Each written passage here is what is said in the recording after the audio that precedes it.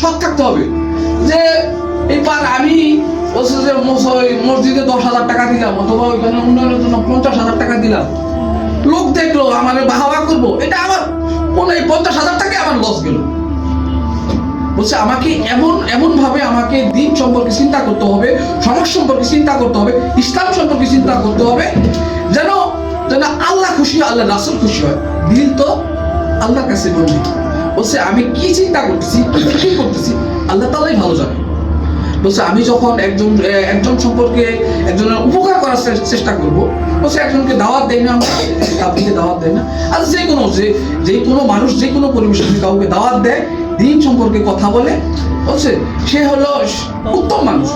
আচ্ছা, আমি তাকে দিন সম্পর্কে আলোচনা করলাম, দিন সম্পর্কে দাওয়াত দিলাম, দাওয়াত দিয়ে আমি কি করবো, আমি 2 রাকাত নামাজ পড়বো দিন শেষে যখন সময় পাই।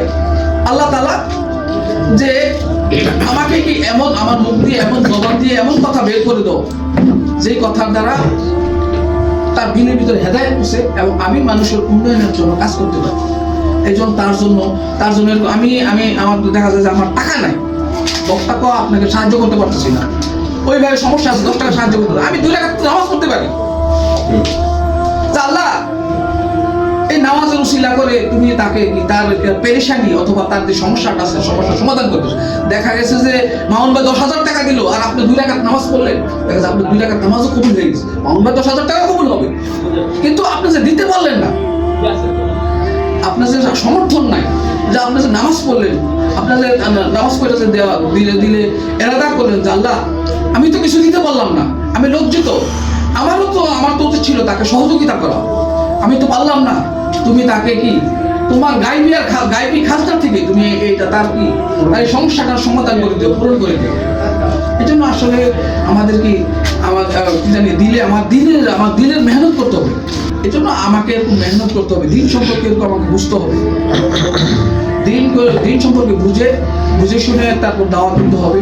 আর এই উন্নয়নমূলক কাজে শরীক হওয়া মানে কি আল্লাহ তাআলা খুশি হয়, আল্লাহ রাসূলও খুশি হয়।